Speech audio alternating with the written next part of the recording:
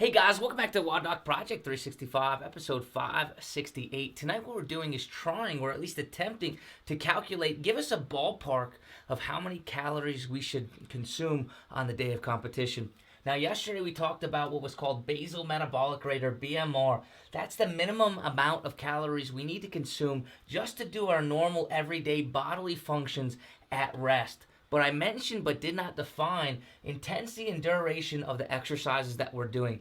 These are things that we're going to have to take in consideration and add to our BMR to give ourselves a ballpark calculation of how many calories we're going to have to consume. Now, the reason why we care so much about intensity is because of this thing that's called EPOC. That stands for excess post-exercise O2 consumption. We refer to it kind of as the afterburn. And you see this little thing that shows down here, 7 to 13%. That's because on exercises, first let's define what EPOC is.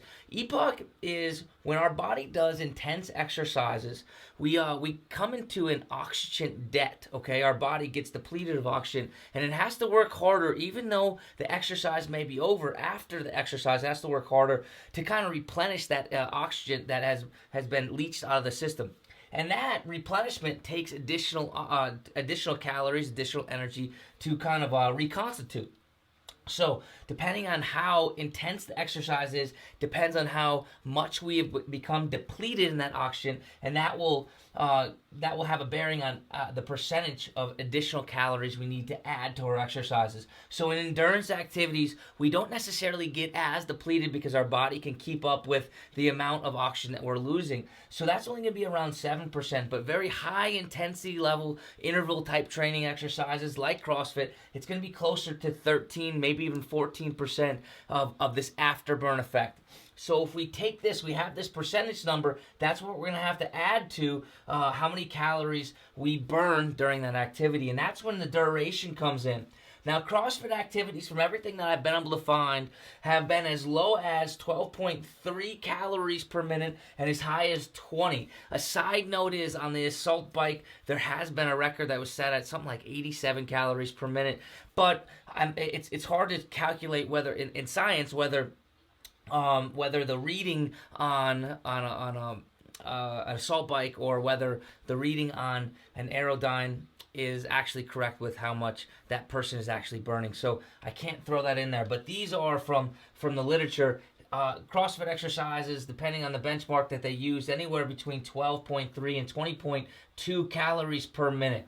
So I gave you guys a little formula just to give you an example. So if we take our basal metabolic rate and add the exercises that we do, just the CrossFit exercises, we're not including any additional exercises, and then add the afterburn, that should give us a broad generalization of how many calories we should be intaking that day just to stay at status quo for the exercise day. So if you guys remember yesterday, I calculated my BMR to be about 1900. I think it was 1907 if I remember correctly.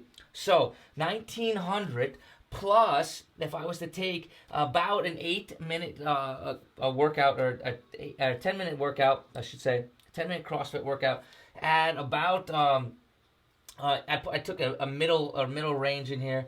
So if I take a 10-minute CrossFit workout at 12 calories per minute, that gives me 120 calories, right?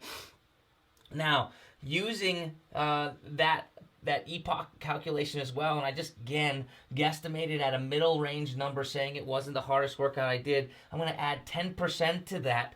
That 10% is going to add another 12 calories of afterburn.